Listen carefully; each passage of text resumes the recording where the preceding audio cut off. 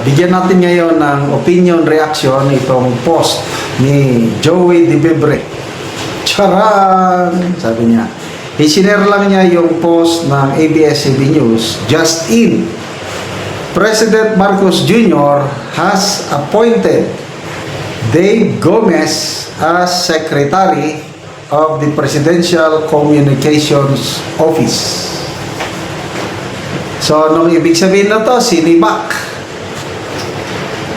Yung bagong upo lang na si Jay Ruiz, sinibak na. Ano kaya dahilan? Kasi, ang alam ko, Jay Ruiz, October ba last year? Wala pa, hindi pa siya mag-isang taon eh. So, pinalitan niya si Secretary Chavez. Ang feedback na nare-receive ko, comments na babasa ko, matinong opisyal ng gobyerno yon si Chavez. Kasi nag-serve pa siya panahon ng Duterte administration. Matino. Kailang parang may hindi niya kayang sundin ba, ano? Kaya nag-resign out of ano. So ito, pinalit Jay Ruiz. Nako, ang daming kontrobersya. So, nakailang buwan lang, ito, sinibak na naman. So, anong ibig sabihin nito? I-compare po natin panahon ni PRRD. Ilan ba ang naging PCO Secretary ni PRRD? Matandaan ninyo. Ang alam ko, isa lang. Martin Andanar lang ang PCO. Yung spokesperson, naging dalawa. Una, si Attorney Panelo. Later on, Attorney Roque, nung natalo sa ano, parang may pangatlong spokesperson. Kaya lang, ang PCO Secretary, isa lang. So, anong ibig sabihin nun? Yung leadership style ng Pangulong Duterte, ayos. Tapos, walang problema sa messaging, yung conveying information to the public dahil consistent, ang ano, magaling. Secretary Martin Andanar. Itong administrasyong ito, magtatatlong taon na, nakatatlong taon na. Kung hindi ako nagkakamali, pang-anim na ito na PCO Secretary. Ay, nako. So, magulo. Magbasa tayo sa mga comments, ha? Ano na ito? Ayan. Comments.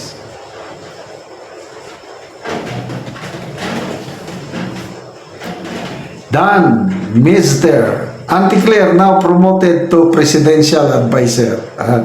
Parang joke man lang siguro ito. Chismis matters. Presidential loudspeaker. Sakto lang, kaliber niya si GPA.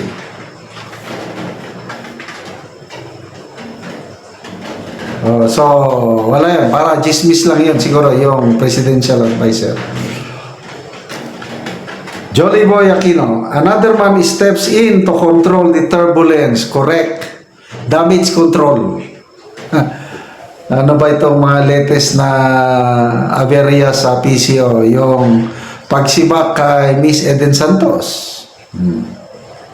Tapos yung picture, yung tanong ni Ivy Reyes ng Billionaire News Channel.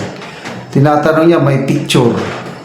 Si Jay Ruiz kasama si alias Brown, yung na-involve sa missing sa Bongeros. Kasama sila sa picture. Pinapollow up ng reporter sa Ivy Reyes, blinak ang kanyang tawag o kanyang number. Controversy after controversy. Ano pa yung nauna? Yung parang kontrata sa PCO. Mga ganun. So, turbulence. Itong pinaka-latest, yung blank paper ng drug-cleared barangays nationwide.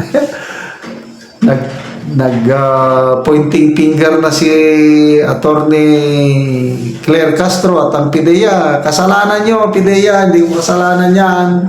Bakit magbigay kayo ng blank paper? Ano ba naman yun? Very simple, ano lang, i-check up mo muna bago mo ibigay sa media.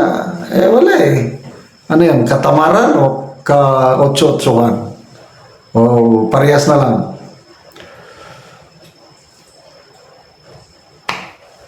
Darling Alois, ilang tagapagsalita na ang nagdaan sa BBM admin?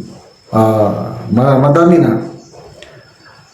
Bing Estuesta, the most controversial cabinet post, changing so many hands in 3 years.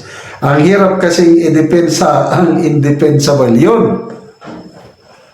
Pag maraming kapalpakan, tapos depensa ka lang ng depensa, ay talaga ang hirap. In fairness, kay Jose Claire Castro, ang hirap yung trabaho niya. Mabibigat na mga paratang, siya lang ang tigsalo, puros Duterte naman ang kanyang banat para maalis ang sisi sa administrasyon ito kay BBM papunta sa Duterte.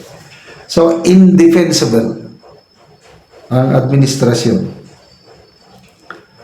Nestor Andilab, kahit anong balasa, kung ang pinakaulo ang walang kwenta, ganun pa rin, walang kakwenta-kwenta talaga.